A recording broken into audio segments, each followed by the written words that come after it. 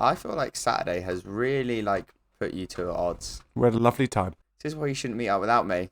We were never closer than on Saturday. Why were you fucking each other? Not physically, but mentally, spiritually, yes. Mm. In my head, I could see. Spiritually, Alex was coming into James, and James was coming onto the floor. Look, all I'm going to say is. Alex's reaction. It was sensual, and it's none of your business. We're about to have a laugh about some funny business, but we're taking it very seriously. Welcome to the Three Takes of Stupidity. This time, it's long-awaited comedy sequels. Yes. And we're starting with Happy Gilmore, James's pick. I'm joined by James Robbins. Hiya. Chandler Monk. Hello. We are ready to tee off and put a foot long inside one of us. Oh. What am I doing? Is it my pick first, and then we do what we're talking about? No, just say. Yeah, it is. Well, no, just say like what you guys watched today. No, we're not at that bit yet, are we? Is that what we do first? We are. Oh shit. That's what we. Sorry. I saw Alex this week, and I'm all discombobulated. I saw Alex this week. I'm all discombobulated from it. It's weird to see him on a screen now. Anyway, what have you guys been doing? Sorry, that was just to rub it in at Chandler. I can't do this. That wasn't a bad lead-in. That was alright. I can't do this. I can't do this anymore. I can't do it anymore. In that case, I will pick up the baton and say that I've been watching. I don't know if it's a new series, but it's a series I enjoy very much about saving lives at sea. A lot of people get stuck on lilos and stuck on rocks. Like, I feel like without the RNLI, natural selection would have been accelerated at an unbelievable rate. This sounds like a less funny version of Bondi Beach Rescue, which I enjoy sometimes. It has funny moments, but everyone who gets rescued is always like, I'm so sorry. And you're like, yes, you should be sorry, but also, a riptide, you can't really apologise for that. Like, who the fuck goes to the beach and is like, better watch out for those riptides? I don't know what the fuck I'm doing out there. On the Bondi Beach one, they rescue people and it's really fun, and they're all happy and they're Australian. They're like, oh, yeah, you're all right, son. And then sometimes someone dies and they're, oh, nah, he's dead. Oh, nah. Cleo, get out of the water. Cleo, oh no. No. Cleo. Oh, nah, he's dead. Chandler, what have you watched? I have. What have I watched? I don't think I've watched much this week. I think I've just been carrying on with my rewatch of Suits. I think I'm on like season 3 now. It's really good, actually. Yeah, when does it start going downhill? Series 6? You sink a rewatch as well. Like, when you get through so many series. I know. Where does it start going downhill? Yeah, it starts going downhill, I think, when Jessica leaves, which I think is around... No. Yeah. When he comes out of prison, it has a short lifespan after that. Sorry, spoilers. When he comes out of prison, and then... That's the last season. No, there's a bit more. Yeah, no. He comes out of... if I remember rightly, he comes out of prison at the end of the second to last season, and then he, like, flies off with Rachel somewhere. And then in the last season, it's only, like...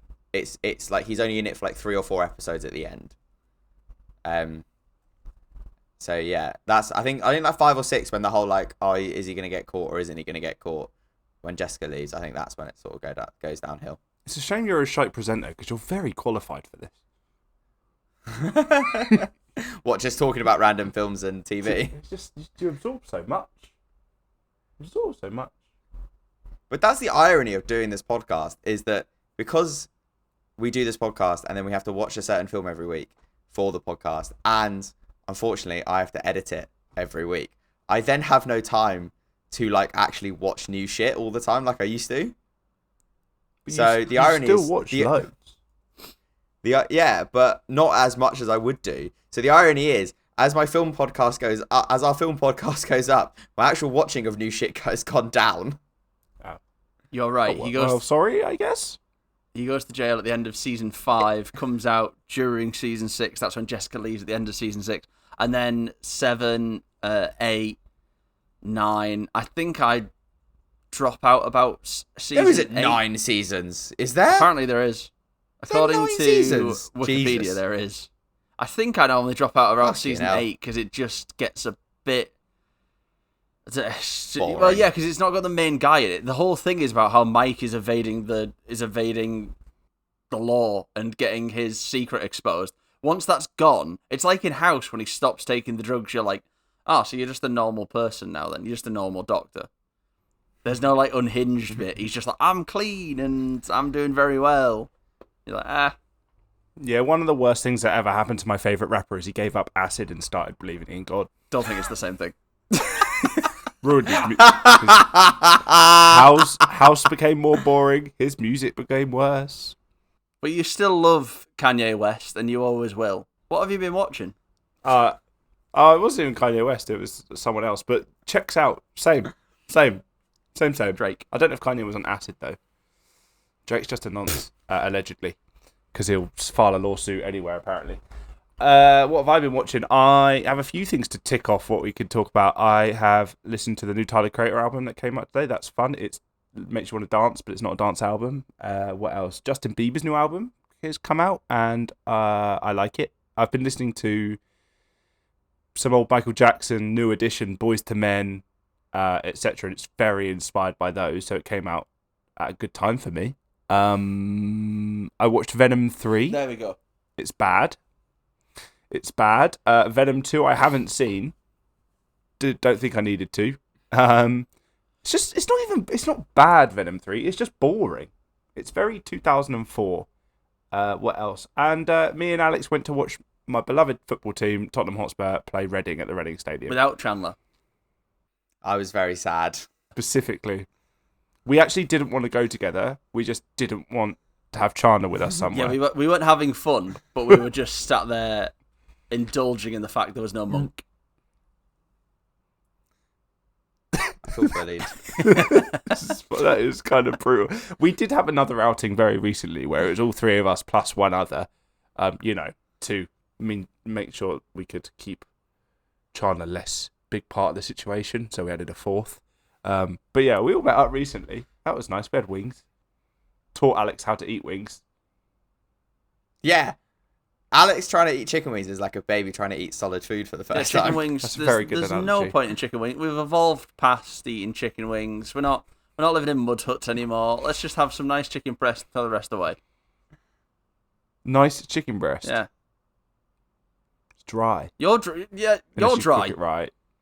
Your breasts are dry. Yeah, well, we've had this. You've got the driest breasts I've ever Good. seen. Before we went live, we talked about your shiny face. I wish you were dry.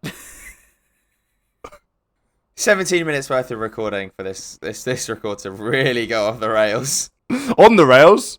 And that involves James almost bringing down another podcast. Yeah, so we had a little moment, and I accidentally might have gone live to another podcast channel that I do work for. Fortunately, it was in the back end and was not live on the front end. I've not calmed down yet. That's where James likes to live, in the back end. Music. Hey. Housekeeping. So I'm claiming this film, but it's not quite that. So one of our listeners suggested to actually watch some comedy films like the originals because there's sequels coming out. So Happy Gilmore 2 is out this month, and we have Naked Gun is coming.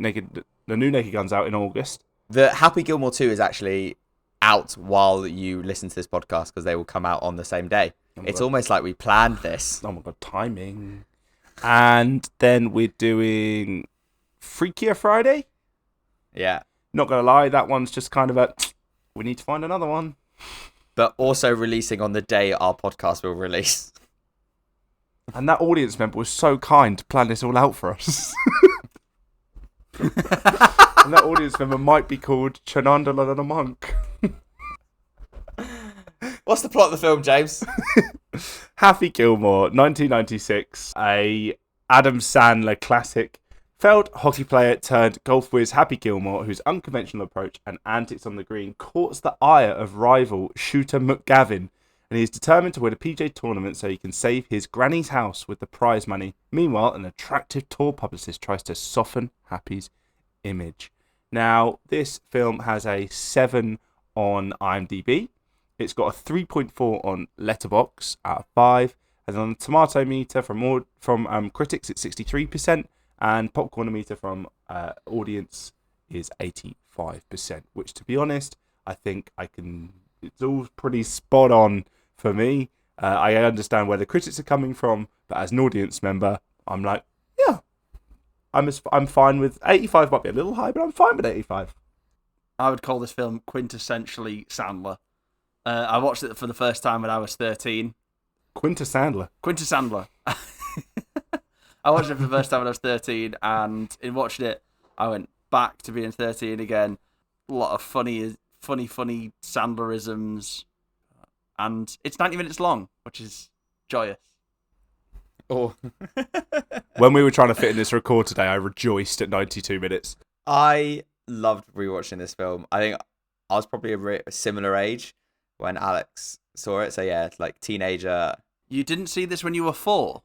No, surprisingly not. I really enjoyed rewatching it. I tried to rewatch it, I think, like a year ago, but I was quite out of it with drugs and alcohol that I think I fell asleep fairly quickly. But I rewatched it today. Beat yourself there. Maybe. I really, really enjoyed rewatching it, and yeah, it does transport you back to being a sort of teenager. And yeah, you're right. It's very quintessential Adam Sandler film. It's Sandler core, is what it is. And the funny thing is, this is actually Adam Sandler's favorite role in movie of his own. You're not surprised. He got to have a relationship with a young Julie Bowen, who he got to put her in scenes in Not a Lot. Happy for Adam Sandler. Let's scratch that. You guys are looking at me like disgusting. No. And he got to smash it all the time. Speaking of Julie Bowen. I was going to say, surely, if you're going down that route, surely his favourite film is then Grown Ups, where he's married to Selma Hayek. Yeah, this man gives himself wonderful love interest in all of his movies. I've noticed, and they all happen to be his movies. Yeah, he's living the dream. Feels a bit coercive. Leslie Mann in Funny People.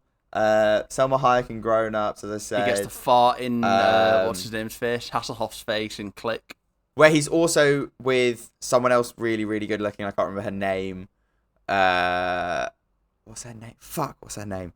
I just like to, while Chandler looks this up, I just want to go back. Kate Beckinsale. I just want to go back in the podcast a little bit and say this will be our last podcast since Chandler narked on himself. Kate Beckinsale in Click. There was another one I had in mind. Drew Barrymore in like 4 different films. Yeah, Adam. Someone needs to look into this man. Something's not right here. But like, to be fair, just before we go on to Happy Gilmore, to be fair to Adam Sandler, he has got life nailed down. He's a very funny man. He loves making movies, and he loves making movies with his friends. He just enjoys doing that. Like the guy who plays his caddy in this is a very big like Sandler. Like his name is Alan Covert, and he is in like Big Daddy. He's in Big Daddy. He's in basically every Adam Sandler film. Yeah. Don't Mess with the Zohan, I think he pops up in. And in that's another one where he's with someone really good looking as well. Yeah, like Grown Ups. He literally just like he literally before he made Grown Ups, he was like, I just want to make a film with my best mates and go to a lovely place in the world and just hang out for 3 months.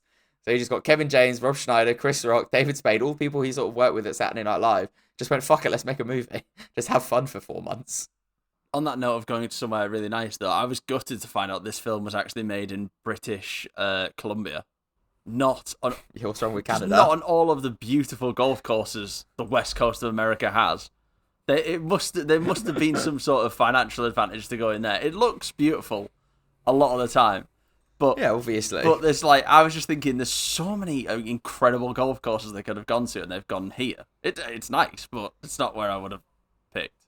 There must have been method in the madness. Yeah, money, cheaper to make. It's funny you mentioned you thought there were Adam Sandler's mates because when I was watching this with my partner earlier, she goes, "I thought there'd be more of his kind of crew in the film," and couldn't not agree with her. Well, that's funny because the role of Ben Stiller has that uncredited role as the nursing home orderly. The nursing home sweatshop runner. Yeah, that role was actually originally offered to Rob Schneider, who turned it down and basically said, "Stop filling your movies with your mates and find some real actors." Rob Schneider would have been great in that role, though. Ben Stiller does an unbelievable job, but that would have been good. Then Ben Stiller just becomes his mate in real life. Going into the actual film, I think this film does what all great comedies sort of do. Like, it has a great soundtrack. Like, listening to Tuesdays Gone by Leonard Skinner is fantastic. What a lovely, like, sort of vibe of song to start this type of film off with. And then just the narration, like, fuck ton of exposition, but really, like, just sort of gets you into the movie. 5 minutes in, you know everything about all the characters you're going to meet. And as with all the comedy films we've done before, there's not a lot to know either.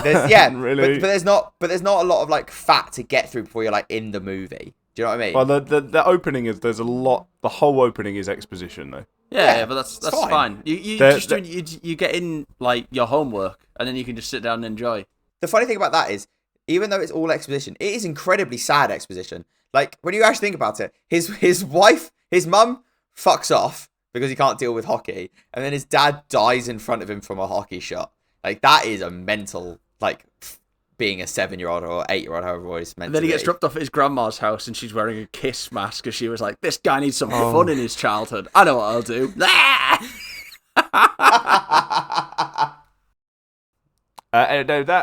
on the exposition, it was just the character sheet. I'm certain that was just the character sheet for Adam Sandler's character, and he decided to read it all out. We didn't need to find it out that way. I thought it was a bit unnecessary. I thought it was a bit wanky for this film, which is meant to be silly. No, I disagree with that because I think if you find that out through the course of the movie, it makes the film. But if you find that out through the course of the movie, it instantly becomes more sad. Like, that childhood is sad. Admittedly, if you have to learn about it in the film, it adds another 20 minutes to the film runtime. Probably. Yeah, and every Sandler film has to be the easiest watching you've ever had in your whole life. But I still maintain, as I said, if you find that out during the film, those plot points become more talked about, so they inherently become more sad, so it makes the comedy film more sad. Finding them out in the first 5 minutes, you just sort of get on with it because you forget about it. It's more comedic doing it that way. 100% it's more comedic doing it that way. It's a consequentially unoffensive movie. That is silly. Like, it's no gift to cinema. No. Bullshit. I disagree. I disagree. I think this is a gift cinema. It's a gift. Adam Sandler is a delight. I love Adam Sandler and I love Adam Sandler films. It is a gift to audiences, but it's not a gift to cinema in an artistic sense. I disagree. I think comedy is just out there with highbrow cinema. Yeah, you could. It's good comedy, but there's a lot of just one-liners. It's a lot of just quick jabs. And this isn't a question of comedy. This is a question of like film structure and delivery. But talking of that, James, was there not a return of the old favourite chuckle chart this week? I've not been separating them, but there are moments I've put in where I'm just laughing. Ben Stiller running a sweatshop was early one. That was quite funny. But anyway, like, throughout the film, like, we find out he's a hockey player. He's shit at playing hockey. They find out his mum hasn't paid her taxes. Gets the house repossessed. Finds out he's an incredible golfer because of two workmen. One played by Will Sasso, which is really funny. And then he can just drive the ball about 500 yards. And it's like, right, it's a golf film now. 400 yards? I can't believe they say 400 about 18 times. You've got that wrong. You watched it 10 minutes ago. Don't matter. I love this scene because I regularly quote, "Oh my God, you hit that guy. You shouldn't have been standing there." I love I love that whole sequence of hitting the house, hitting the husband, hitting the wife. She falls down. He's like, "Great, I can go to loads of Coldplay concerts now." There's the reference. So they've previously shown all of the jobs he's been sacked from where he loves to make dick jokes. Yeah. Love a good That's just Sandler. Really That's just, it's made for teenage boys. It's just teenage boy comedy. It's just, "Oh, I've got a job. Better use this as a dick." So what was he? Security guard, so he uses police baton as a dick. That's the closest he gets to dickage. Janitor, he's got a mop. Yeah, and the I love the gas petrol station hose. Yeah. And then when he doesn't have one, the film is showing you that he's got good aim, because it's showing you that he's got a hell of a shot from his hockey. Then it's like, we're going to show you now that he's got good aim, because you need at least 2 of those things for golf. And so he shoots a lovely cameo by Richard Keel called of Jaws from James Bond films. Massive man getting shot in the head by a nail gun. He's fun during the film. Anyway, we learn a lot about it, but then when it gets to that golf scene where he's hitting people, we are kind of showed his accuracy yet again, because he continues to hit the house, then the guy at the front door of the house, and then his wife upstairs in the house who falls out the window, which is foreshadowing for a later moment in the film if we want to try and be wanky about it. I don't think he's aiming for those people, though. He's just hitting the ball. As far as he can. He shows that he can hit the same spot over and over again. True. I went to the driving range on Friday, boys. I was trying to do the same thing over and over again, and it certainly wasn't happening the same way over and over again. But when he goes to the driving range in the next scene and he's like trying to hustle people and bet people, yeah. I really enjoy that sort of transition. And Carl Weathers pops up as Chubbs and is like, "Come on," just trying to teach someone else. Like, I really enjoy that. I'm like, just come on, it's all in the hips. That's a good shot. He so doesn't want to be. All I think of is Curb Your Enthusiasm when I see that. Vertical drop, horizontal tug. But this is where the film really gets going, and I really enjoy the scene of Adam Sandler getting in the batting cage and just taking, like, supposed to be taking like 90-mile-an-hour pitches into the chest. Again, funny to a 13-year-old. Because that's such bollocks. It's so funny now. Happy Gilmore is a massive wanker. Like, he's such a douchebag. He's just angry, wants to get hurt, needs to fight. He's shit at hockey, which is funny. His whole life's screwed. He's crap. Like, his dad passed away, but wanted him to be a pro hockey player. His dad didn't even want it. His dad knew he was shit at hockey. He's like, you can be whatever you want to be after seeing him play hockey for years. And Adam Sandler's like, I'm going to play hockey, and he's shit. Discovers he's good at golf by chance. You've got to admire the drive and the dream. We're shit at this, yet we're still doing it. I admire the drive, his golf drive. Bum. Hey. But I think you made a good point of him being angry, because that's what I think his character is all the way through the movie, is just varying stages of anger. He's varying stages of Adam Sandler. No, he's just his character is just unhinged in this whole film. From there's a bit I noted down at the end where he's waving at clouds, where, spoiler, Chubbs is dead. He's schizophrenic. Why doesn't he try and do some underground fighting ring? Because it seems like it'd be a good outlet for him. It seems his favourite part of hockey is the fights. He's really good at hockey. That's hockey fighting. Like, just join a fight club. Join a fight club where he sees Brad Pitt also talking to himself, the schizophrenic. Hey, fuck me. You've got better things to do than try and be a shit. He can't skate. He can't skate. Someone introduced to this man field hockey. Fuck's sake. Nah, different level of fighting on field hockey though. Field hockey, you cannot hit someone else. Field hockey, you can't take your shoe off and then try to stab someone with it. Tell that to my girlfriend who did break someone's nose when she used to play hockey. She wasn't mad about it. It was an accident, but she wasn't mad about it. She didn't like the person. And Brilliant. Maybe went a bit too fast on a backswing. James, your partner's going to hear that. Yeah, I'm going to have to check she's okay with that going in. Imagine by chance one of our 40 listeners is the person whose nose got broken. That'd be hilarious. I do enjoy the one real leap of, like, this is not set in the real world thing here, where they say to him, oh, if you enter into the tournament tomorrow and win, you get to become a professional golfer. I was like, that is bullshit. Well, no, because that is not how sport works. It kind of is how sport works. You can play in, like, tennis tournaments and then get entered into higher levels of draws if you win it. It's also not. It's not saying that he's joining the PGA. It's just saying you. It's saying he's. Hang on. It's saying he's joining the pro tour. Yeah, but it's not the professional tour. It's not saying he's going to become a member of the PGA. He's just going to play in some lower level. He's doing is winning a contract to go play for Rushden and Diamonds. It's an obscure football reference, but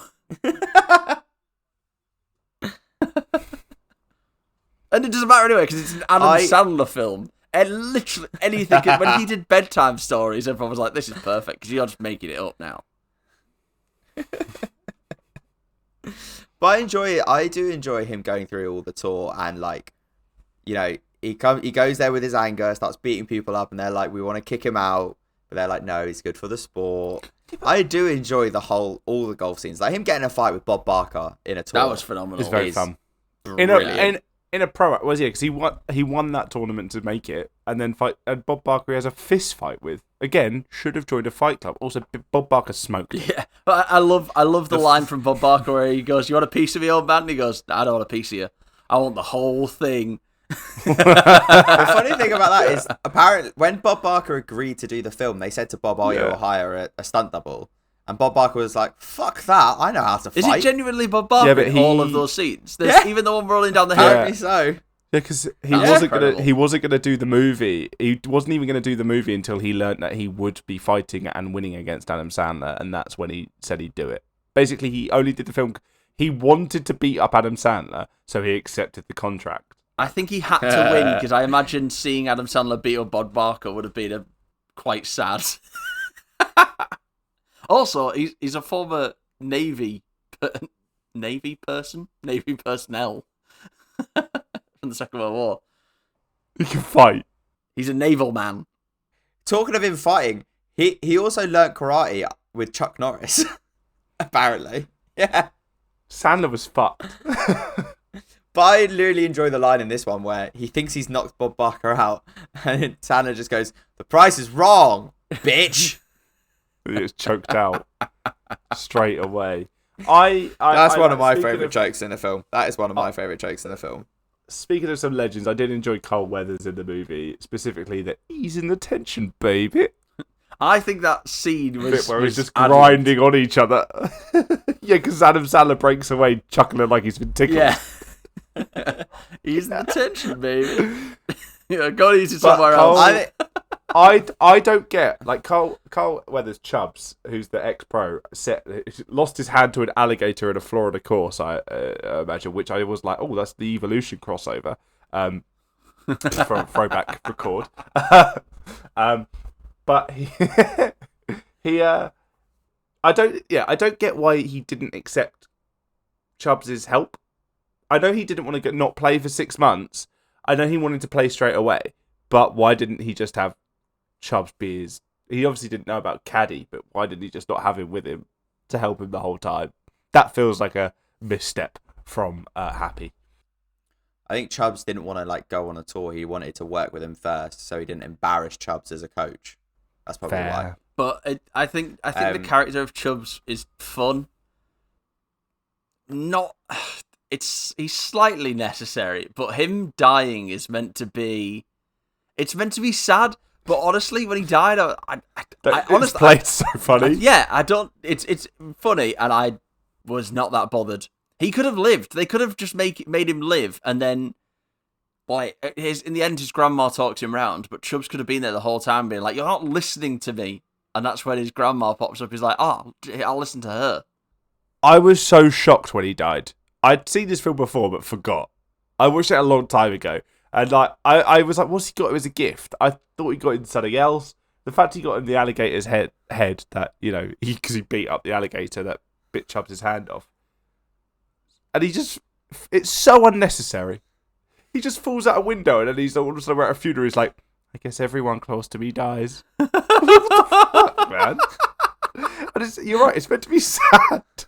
But it's really funny and shocking. You're like, what the fuck just happened? I really love the character of Chubbs. He has 2 really famous lines of just tap it in, just tap it in, and it's all in the hips. It's all in the hips. Nah, I will regularly quote, "Ease in the tension, baby." I think the role of Chubbs is done really well because I think when he basically in the film, Shooter McGavin buys the house that Happy wants to buy back for his grandmother, and they have a bet of like whoever wins the next tournament gets the house essentially. which also brings up a really funny line of, I eat pieces of shit like you for breakfast. You eat pieces of shit for breakfast? Great line. Really, really great line. Iconic. And he goes, fine, fuck it. After 6 months of playing on the tour and winning X amount of money, I'm now going to go back to Chubbs and finally learn how to play golf. And that whole scene in the crazy golf, I thought it's done really well. Like, you can see Chubbs being a real mentor, which I think is really nice. Like, how he, like, that just generic sports movie mentor. I think he was a bit of a pastiche or parody of that, for sure. Yeah, 100%. I think it's done really well. I think it's funny. Can we please talk about the antagonist of this film, who is one of the most insufferable people in the world, what I called in the running order an elitist cunt, in Shooter McGavin. I'm actually with Shooter, who had a fantastic wardrobe. What? You're such a preppy cunt. He's got a fantastic wardrobe. You want to be a preppy cunt, do you, James? Those knit polos are fantastic. The knit polos are beautiful. Fantastic. I think he comes across as a cunt straight away when he's talking to Julie Bowen. Comes up, introduces herself, and he's like, "Calm down, Missy. Go get me a diet. Go get me a Coke. Diet. Like, fuck off." I've seen you do that to several people. Me, us, both of us. Yeah. At least. Yeah, but that's fine. Yeah, but that's fine. That's fine. I've met you hundreds of times. Chandler, if someone and you make it sound. Hang on. And you make that sound. Hang on. And you make that sound like that I'm ordering you about when we're just sat at a fucking, like, at work. Yeah, that's when you guys are going up to the bar to get a drink. That's just at a cafe. That's not at work. That's just when that's why me and James meet up without you. To celebrate an equal society. Just walk up to a bar and then suddenly Chandler's like winking at you for the 8th time today, 8 times that evening, going, hey, get me a Coke. Get me Coke. Get me a Coke. No ice, full pint, please. Right, fuck's sake. It's got ice in it. The drink that you paid for me has ice in it. Yeah, done. Ungrateful. You're a grateful little shit. How dare you? I can't believe I said no ice. God forbid that we get famous and you get a runner. And I get a what? A runner. Because Christ alive, they're fucked. I'll just be like Donald Trump. I should have a Diet Coke button. Your rider will just be Diet Coke. Starburst. Protein Starburst. No, it would actually be Pepsi Max Cherry with no ice. And a fuck ton of squashies. That would be my rider. Protein squashies. Yeah, if only. If only.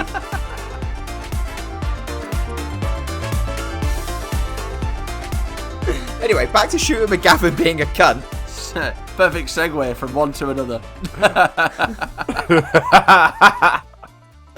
He is a proper, like, gatekeeping, like, cunt. He's like, I don't want anyone who doesn't adhere to what I think of golf's image to be. And golf has a barrier of entry problem. Yeah, it does. It totally does. I love going to play golf. I hate golfers. I hate when you go to a golf course and they're like, well, you have to wear the proper shoes and the proper trousers and make sure that you've got a proper jacket on that says that I watch my wife get abused by several people at once when I'm at home. Just absolute pricks, bellends. The pricks are the highest orders. Are you also saying that they're all cuckolds? Yes, they are. They're all Audi driving bellends. Watch me hold my stick. Oh, actually, you can't hit today because the course is too wet. Fuck off. It was invented in Scotland. You wallies. They also make you dress normally. This is why I was impressed with Shooter McGavin's wardrobe, because normally golfers want you to dress like you're going to a fucking Tory COVID Christmas party. That didn't get a laugh like you thought it would, did it? Yeah, no. I can get cut. It's fine. But I think he is. I do think that type of person for any sport is pretty bad, especially like a single player sport like golf. Nah. No, but he's worked his whole life. The dickhead has all these moments. No. What I think though is because like he's presenting that behind the scenes, the people who run the sport, right, who are more likely to be on their side. But as soon as like the cameras are on him or anyone's watching, he presents this like, oh, I'm really nice. I'm the face of golf. I am an amazing. Everyone should play golf. Person. I don't know what that voice is. I will be to be honest. Like Happy Gilmore has disrupted golf in some way, like for players and whatever. But it needs disruption in some form. Maybe not that far, but that's where Virginia comes in and reels him in a bit, and it gets to a good level, of which even I think golf in real life could do with. Shooter, he has this idea of what he wants golf to be, and then he's not afraid to, he's a hypocrite because it breaks his own rules to bring it there by hiring a guy to be a heckler and then also to run over Happy. Yeah, jackass. Yeah, jackass. What the fuck? Again, another fantastic bit of a guy just following Happy around, just be like, "You're not gonna make this putt, you jackass." But I did enjoy it when he was in realistic places and he just pops up behind a hill on a links course, like, "You're a jackass." But Happy's in a monologue, popping up out of the ground every time he doesn't need him, just to say how shit he is and how much he doesn't belong there. Jackass.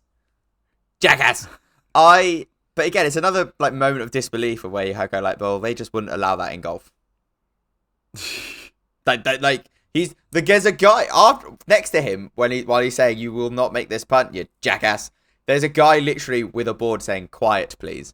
You probably get one, you probably get two, but after the third, you're getting thrown out of that golf course. You are not a spectator anymore. But you could say that they're quite like, you wouldn't have the big crowd cheering, but it's easier to stop one person in a crowd. Exactly. So Happy's just got everyone on side, and when he cheers up the crowd in a good way, people love it. Shooter McGavin is a cock. Honestly, I think he's gone down as one of my most hated, best dressed people in all films. I don't hate him as much as when I watched this again when I was much younger. I was like, this man is terrible. But now I'm older and I'm like, he's put a lot of work in to be moderately okay at golf, because he's still not playing in the higher levels of the tour, even though apparently he's a big name. He's just hanging around these little regional tournaments and just beating people who come and play him in ice hockey jerseys. But I really enjoy the fact that in the last tournament, when they're both paired together and it's literally them playing off for the grandmother's house and the gold jacket, which doesn't actually exist. I really enjoy the fact that when he putts and he goes, and Adam goes, actually I think it's on the drive before, and he goes, "The sad thing is, you've played this game your whole life." I love that. I love that. I was like, that's cold. It's such an underrated line, such an underrated burn. Cold. And it's that play on things of like, there are some, at any sport or anything, there are some people who are just naturally amazing and they need to put in no work whatsoever to be that naturally amazing. And then there are people who have worked and dedicated every single moment of their lives. And it is kind of funny to see the person, it's just kind of funny to see the other guy just be an arrogant cunt. I want to talk about how his grandma got into $250,000 worth of debt with the tax man. And he didn't tell anyone. And also thought, I'll just get away with this. She didn't I think it's that, like, did you see the thing recently, literally in the news, like last week, of like the gangster granny, the granny who was like managing a multi-million coke business in the country? Because she's like 18. It's like, why they stick her in prison? Who cares? She's gonna die like in like 2 years. They also, that house was way worth. This is 1990s, remember? Yes, is 1996. Like, they took everything and the house, which is surely way more than the $250,000 on tax bill. I do know that you can get some pretty nice places in like Texas. Well, we also don't know where she lives. We don't know where they are. They could be in the arse end of nowhere. True. Although that did look like a very nice street, particularly the house down the end that has a smashed window and 2 concussed occupants. That house could have been Happy's happy place. And we find out that he has to find his happy place to be good at golf. And it's not the house. It's a lovely scenic lake with Julie Bowen in lingerie holding beer. And also, there's a little person in there, which means it's probably Yamin Yamal's happy place as well. you say as you're wearing a Barcelona shirt. Visca Barça. Oh, great! That's my happy place is probably Julie Bowen. Same as him. Holding Pepsi Max Cherry. With his grandma. Did you guys holding think that was she holding coins? Cash. Was she holding coins or cash? Yeah, cash. She's won in Vegas on the slots. Yeah. Did you guys find it kind of weird though how Julie Bowen's character? She's in her 50s now. She was around at mid-20s then, and she looked like they'd been told her to be in her 40s. So I feel she looks like she hasn't aged really at all. But I feel like they styled her off Princess Diana. Just class. I mean, but there's class, and then there's specifically Diana. I didn't get vibes from that, nor did I really concentrate on anyone's wardrobe, apparently, like you did in this film. There's just too very on the nose. Feels like James's whole notes is just about fashion. Well, no, we did think about it, because Adam Sandler, you see the whole, like, have you seen the person that does the meme of lesbian or Adam Sandler? No. It's basically, is this outfit with the head cut off? Is it you? Adam Sandler or a lesbian? And it's just a lot of baggy shorts and basketball shirts. And I'm pretty sure Adam Sandler just went into his own wardrobe. There was no wardrobe for this film for him. They saved some budget there and he went into his own. They were like, here's what we've got for you. And he went, no, here's what I've got for myself. My suitcase is outside, by the way. This is a 1983 NFL jersey. Thank you very much. I'll be wearing this today. But just wrapping up the film, like, they play off together in the final tournament. Happy has to go to his happy place during a ridiculous putt situation. A previously infiltrated happy place by Shooter McGavin. Which was an hilarious scene. And I really enjoyed the last bit of it. I really enjoyed the last bit of him in his happy place with Chubbs playing the piano. And it's like, look, I got my hand back. Piano's still being played. Great joke. Great joke. And playing It's Only Just Begun. I thought that was really nice and sweet. And then Happy comes back as we've only just begun, wins the tournament. Shooter has a mental breakdown, runs off with the cold jacket with the fucker from Jaws, the fucker from Moonraker, Jaws running down going, I will get you. Wearing a t-shirt that says, guns don't kill people, I kill people. That is an iconic t-shirt. That's the fashion you should have mentioned, James. Yeah. And the weirdest bit, I think, in the entire film is when they're outside the house about to go in back to it because they've won the house, and he waves up to the clouds, and it's Chubbs, the alligator, and Abe Lincoln. I was thinking that. I was like, it's stupid visual joke. I was like, why is Abe Lincoln? Is it Abe Lincoln? I was like, is that his granddad? Was Abe Lincoln his granddad? No, just that man. That man might look strikingly like Abe Lincoln. There's no reason for him to be there unless it's one of Sandler's friends. No. Such a good joke. Such a good joke.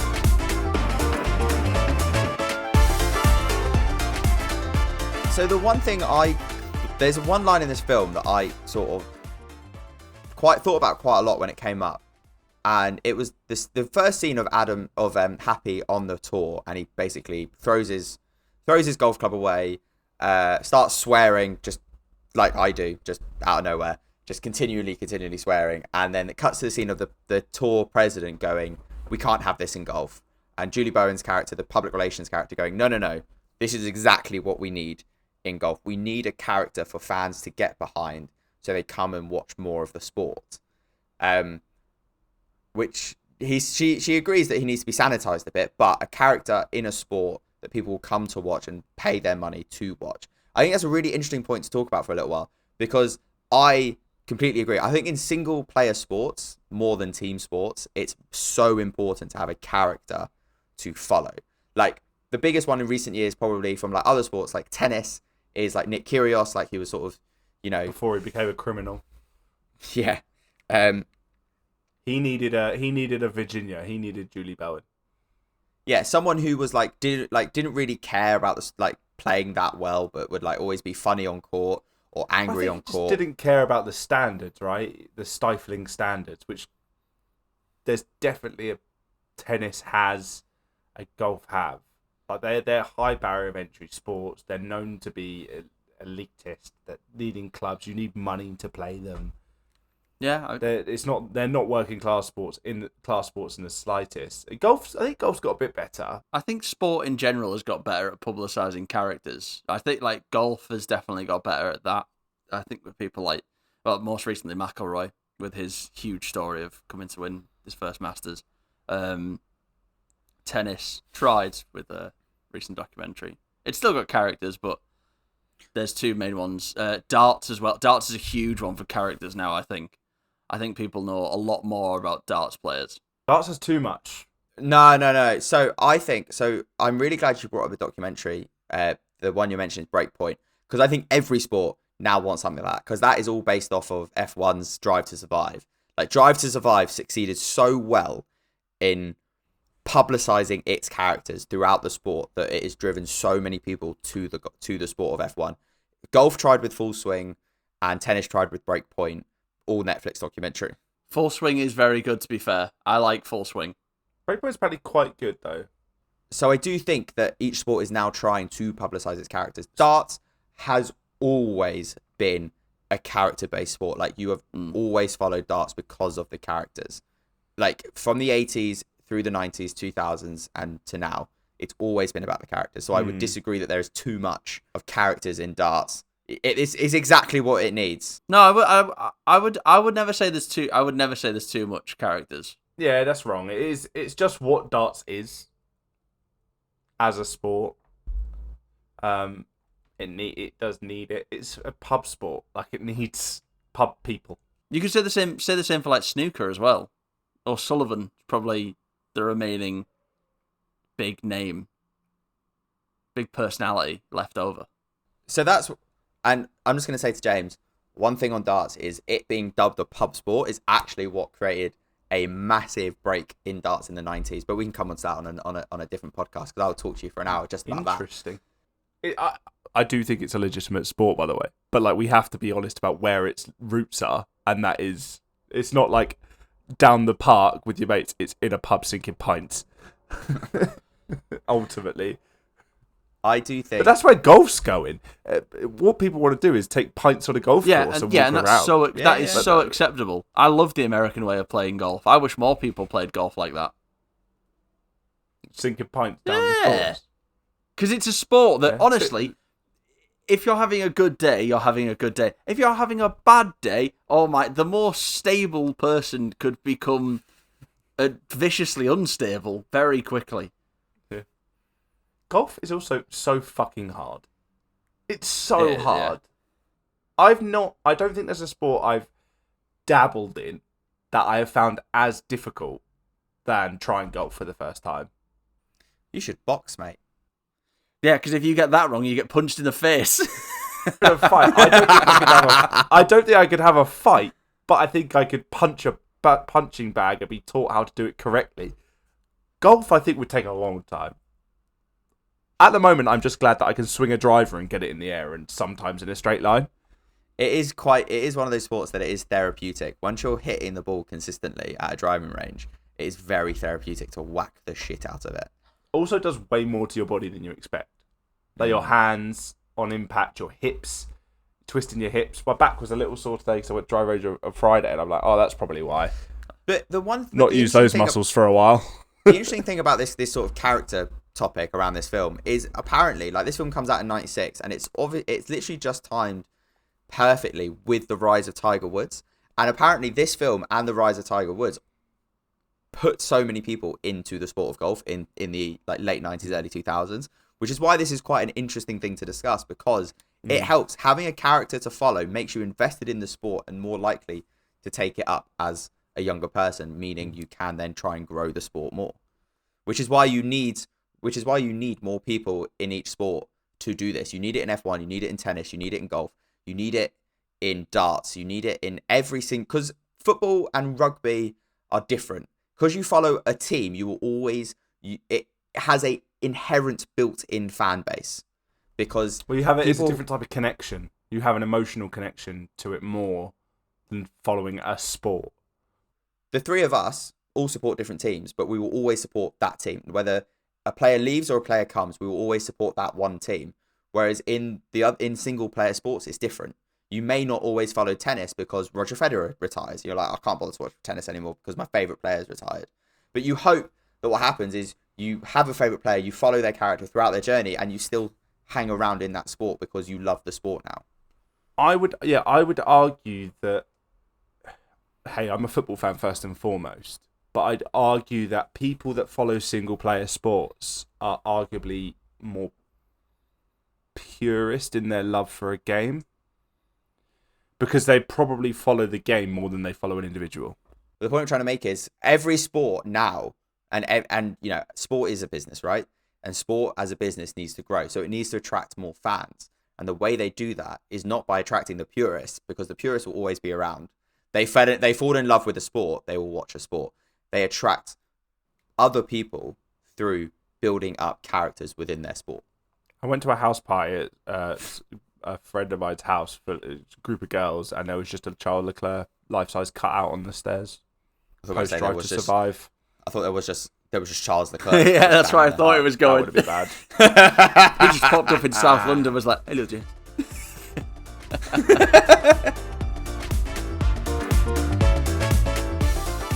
It takes time, and I'm going to go first because we unfortunately we left the big bag of balls on the tube, and we believe they've been trafficked to Finland. So, if you find them, you little Icelandic wonder kids, please send them back. They might have my bike as well. No, the Finnish people famously can't ride bikes; they can only ride sledges. I will go first. I loved this film when I was 13. I think when I watched it today, I went back into that 13-year-old mindset. So it was enjoyable. As we said earlier, it's not a cinematic masterpiece. It's beautifully written and acted in very well. But I think its rating of, was it 63% on the tomato meter? I think Rotten Tomatoes has it bang on. Critics think it's okay. It's a bit better than average. And fans love it because it has so many iconic lines and moments in it. But I think when you watch it, you just go back into that teenage mentality of people getting baseballs shot at their faces funny. And dick jokes. I would mostly agree with Alex. There is one thing I disagree. Like, if you call it a cinematic masterpiece, whoa, let me finish. You have both said that it's not a cinematic masterpiece. What I will call it is a comedic masterpiece. Agreed. I'll allow it. Thank you. I do think this film, as you said, it's 90 minutes long. There is no fat on this film. Like, this film is... I don't think you can cut anything from this film because it is... Like, every scene has a purpose, either to bring the story forward or tell you a great joke. And I think every scene does that so well. As Alex says, it's very well written. And all the jokes land... all the jokes land so well. I don't think there is a joke in this film that fell flat for me while watching it when I was a teenager to when I'm now nearly 30. You could probably argue that is some nostalgia for how I felt watching it as a teenager. However, I don't think that's the case. I think this is just a very... You show this film to an adult now who did not see it when they were a teenager, they would still laugh because it is a very well written comedic film. I think all the actors play in the film really, really well. Adam Sandler's fantastic. Julie Bowen's great. Carl Weathers is great. All the supporting characters are really, really good. Christopher McDonald, I think, is so good in this film that he is Shooter McGavin. Like Adam Sandler is Adam Sandler in every film he is, but Christopher McDonald is Shooter McGavin. Whenever he pops up in other films, you just go, it's Shooter McGavin. He cannot get away from that because he plays this antagonist so well. He turned down the role as well. He did originally turn down the role. Didn't want to be an antagonist again. Because he was scared of getting typecast, which he unfortunately has. He is his own self-fulfilling prophecy. But he is fantastic in the film. But he just liked Adam Sandler, so he did it. Which is great. I'd be in an Adam Sandler film in a heartbeat. I love this film. I thought it was so good. I disagree that 63 is bang on. I think it should be higher. 85 on Popcorn and 7 out of 10 on IMDb is probably more with where I sit on the film. But I'm really glad we chose to do this. I'm actually looking forward to Happy Gilmore 2 more now than I was before I watched this because I do think I love Adam Sandler. I think there's only 2 or 3 not very good Adam Sandler films. So I do think they'll pull it out of the bag for Happy Gilmore 2 that comes out And you can probably see my review for Happy Gilmore 2 on Letterboxd, or I'll give a quick one next week when we do our next film. You won't see Chandler's on Letterboxd because I don't think he's done any reviews on it yet. But I will. James? Yeah, I love the Happy Gilmore. It's a good film. To quote my partner, she said afterwards, and that was a nice film. And I think that's the perfect way to describe it. It's a nice film. It's very easy watching, to just chuck it on and have a nice hour and a half. It is not a cinematic masterpiece, and that's probably what brings it down with critics. Ultimately, it's very cookie cutter story structure. The inciting incident is when you expect it. The antagonist is a little bit campy and like comic booky almost, as well. Adam Sandler's Adam Sandler, as he's always Adam Sandler. He doesn't need a character name in any of his movies, let's be pretty honest. And the twist is where you expect the twist, with Shooter buying the house. If you were to do a lesson on script writing, you could, after 3 lessons, you could write something with this structure. It is so just classic. But you've got Adam Sandler's creativity, his comedy, his Adam Sandlerisms, His charm and charisma. Yeah, exactly. But it's more fun to say Adam Sandlerisms, because when you say Adam Sandler is a genre all of his own at this point. I don't like. It's not a comedy. It's an Adam Sandlery. We'll workshop the title. Yeah, it's Adam Sandler on a plate. It's very basic film, but it's just easy watching, and it's a lot of fun. It's also super silly, like most of his films are. It's so silly. The missed putt that just reverses, funny. Putt golf, where he just, like he's playing a puzzle, just hits it against thing in the air, and eventually it goes in, and that's how he closes out the story as well. The way Cole Weathers' character Chubbs dies, absolutely ridiculous. I think it's meant to be emotional. I think it's meant to be shocking, and ultimately, I do think it's meant to be hilarious as well. Yeah, ridiculous film. The characters are fun. The actors all put in a really good performance, so thoroughly enjoy it. And there's a commentator that's in the film, and he gets like a $30 check every year for royalties from this. Yeah, I think I disagree with Chandler. I'm a little less excited for Happy Gilmore 2, because I think this is just fine in isolation. This doesn't need anything more. It is just perfect how it is. No, I agree with you on that. However, the point is that we're doing three films that have unneeded sequels coming out. Oh, you're doing good PR.